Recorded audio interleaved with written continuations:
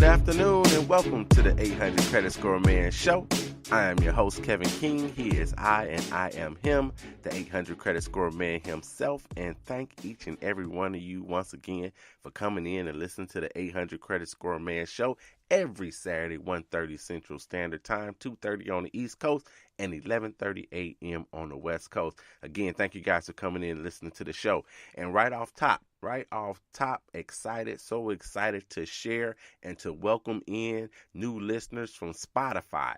Yes, the 800 Credit Score Man Show is now available on Spotify as well. So you got Spotify, iTunes, iHeartRadio, Stitcher, Anchor, Alexa, YouTube, Google Play, and the list goes on and on and on. Podbean, list goes on and on and on. So Castbox. So thank you guys for coming in and listening to the show. If you didn't listen to the show, trust and believe me, Spotify, iHeartRadio, those guys, those people would not be even entertaining adding the show to their list of podcasts. So I want to thank you all again for coming in and listening to the show. I truly appreciate it. Share it with all your friends, your family, your frenemies, everybody. Share the show with them because it does no good for you to come in, listen to the 800 Credit Score Man Show, get your credit up, get your scores up, be able to afford all these nice things and go on good vacations and all that stuff, and you can't take your friends with you.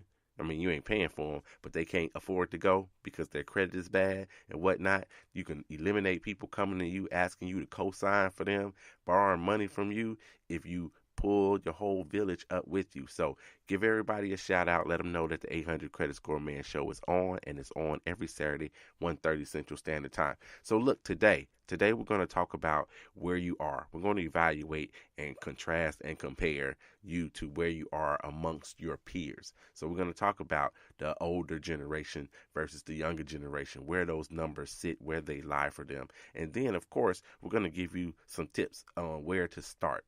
If you don't have any idea where to start, how to get to the next level, maybe you've been listening to the show for a little bit, you've done a few things that I've suggested, your score's moving in the right direction, but you don't know where else to go. Maybe you're new to the show and you just have no idea where to start because your credit in your mind, in your estimation, is so bad you don't know how to get from up under it. We're going to discuss those things today, and I'm going to give you some of the things to start with so you can go ahead and start getting your credit score moving in the right direction. All right?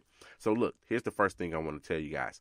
There is a 91-point difference. There's a 91-point score difference between older people and younger people when it comes to your credit scores. A 91 point difference. So, that's it's almost 100 points. So you're talking about if you got somebody with excellent credit and they happen to be a little bit older. I'm not going to put any numbers out there as far as age, what old is, but a little bit older, you probably have a better credit score than some of the younger people out there, per some studies that had just come out. So what does this mean? So what does it really mean? So does it mean that, your average length of history, because you're older, right? You've had credit for a little while, your average length of history plays a bigger role than the 15% that the credit bureaus tell us that it does? Does it mean that? So does it mean that older people are more responsible when it comes to their credit? Does it mean as a young person you can't achieve an excellent score?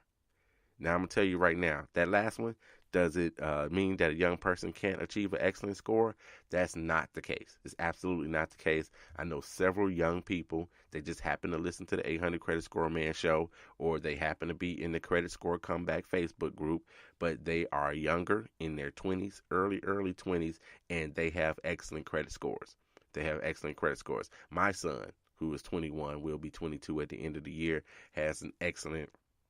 Well, I ain't going to say it's excellent. I don't think it's 750 yet, but it's really close to 750, so it's not excellent, but it's definitely good. He has really good credit, and he's a young guy. So it's definitely not because you're young that you can't have an excellent score. So just because there's a 91-point difference between younger and older doesn't necessarily mean that you can't, as a young person, also have an excellent score when it comes to your credit, too. And you younger listeners out there, you millennials, trust and believe me, a lot of older people do not have good credit. Just because they're older doesn't mean that they figured it all out and they've got good credit. That's not necessarily the case at all. So we're going to look at Money Magazine. Money Magazine, March 2018 article came out. They did some evaluation, what's going on with credit scores and whatnot.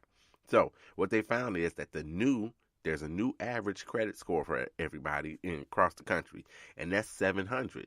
So yes, that's a good thing. Scores are going up. Just not too long ago, it was 695. Even before that, I think it was 675. So the average score is going up. That's a good thing. I'm gonna take my 2% part in doing that because I'm helping people help with their credit and get their credit scores up on the 800 Credit Score Man show, as well as several clients that I have. So I'm gonna take 2% credit in the average credit score going up to 700. So that's the highest that it's ever been, being at 700. So the scores are definitely getting better across the board. 4 years ago, the average was 675. So you may be thinking, 25 points is not a big deal from 675 to 700, and it took 4 years.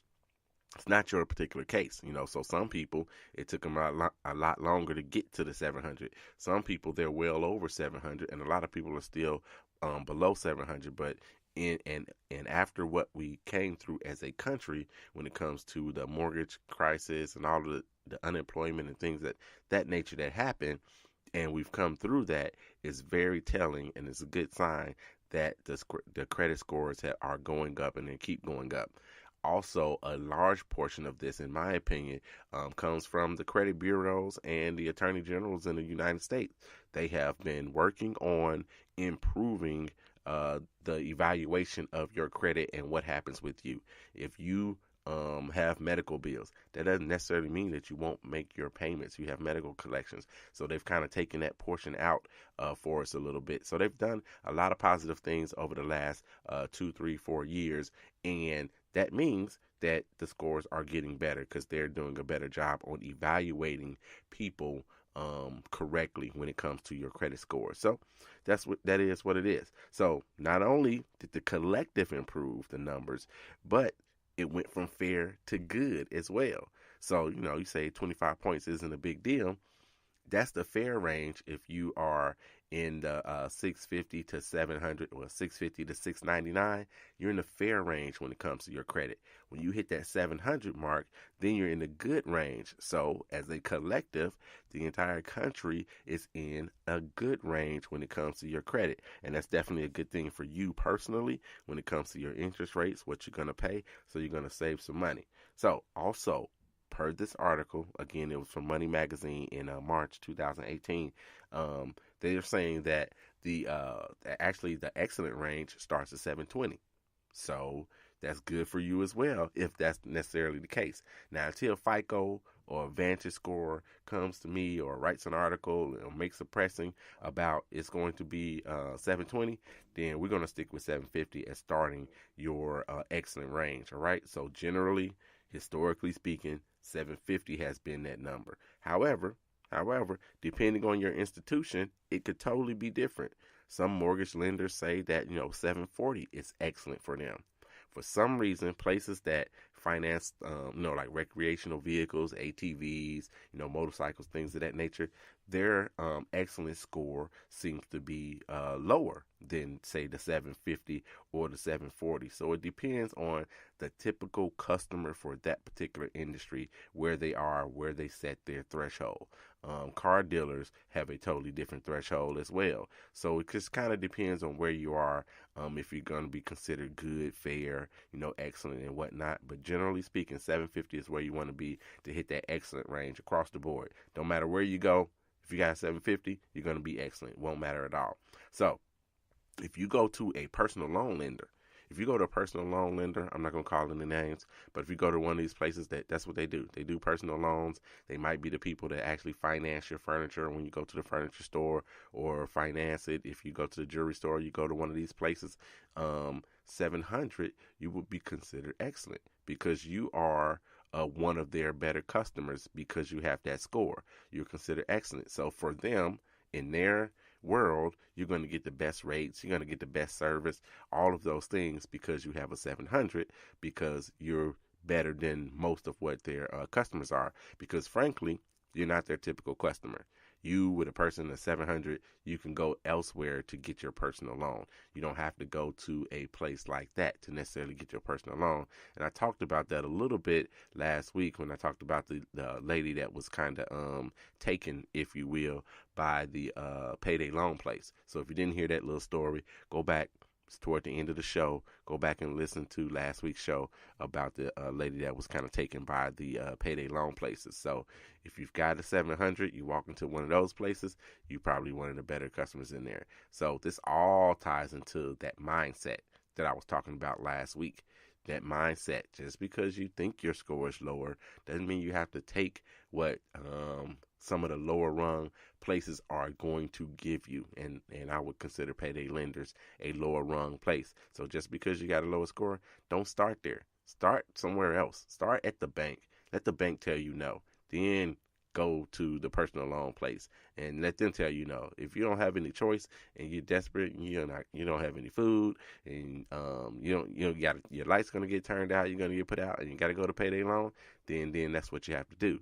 However, start somewhere else. Don't go to the lowest common denominator for you, because you might be doing better than you think that you are.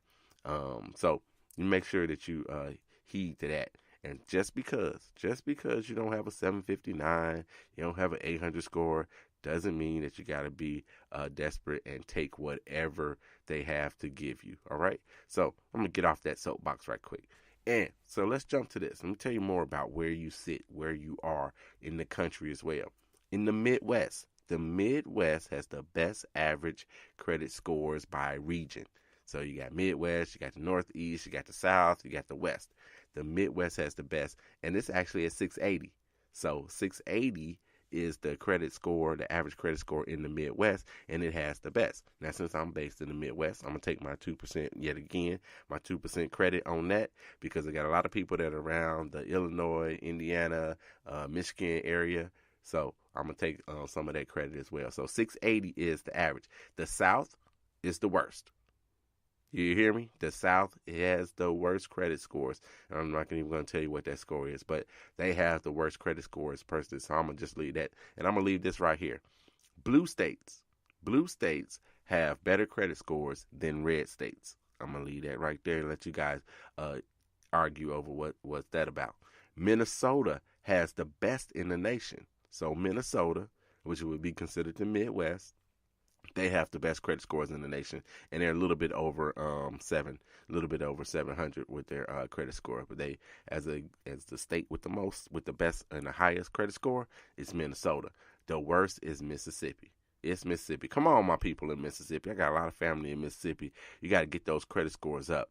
But like I said, it often depends on where you at and where you are, not where you at, where you are, which institutions you use. If you're in Mississippi and you don't necessarily have a 700 credit score, you need to be higher than most of the average customers. That's all you really need to do. You need to beat out the other person. So no, you're not going to get super duper great credit interest rates like somebody would if they were in New York or Indiana or wherever. You're not going to necessarily get that. But if you're the best of the worst, if you will, if you're the best of the worst, then you're going to get better treatment, better service, better interest rates. You're going to get all of those things if you happen to be in Mississippi and you're sitting at a 700 and everybody else is sitting at a 650. If that's the case, then that's what's going to happen. You're going to get that. It's kind of like that saying. And you and a friend, well, I don't know about a saying, but this little story. You and a friend, you're in the woods, and a bear starts chasing you guys. You don't have to be faster than the bear. You just need to be faster than your friend. You understand? Now, it might be cold, but it's true. You just need to be faster than the other person to be able to get away from that particular bear. All right. So let's jump into actually, let me throw some shout outs out there. I have not given out my shout outs like I need to and always do. So let me throw this shout out right quick. I got to shout out Frederica Vaughn. That's Freddie, member of Zeta Phi Beta sorority. She celebrates her birthday today. So happy birthday to you, Freddie. Happy birthday. Darnell Richardson celebrated a birthday. Don Johnson celebrated a birthday on the same day.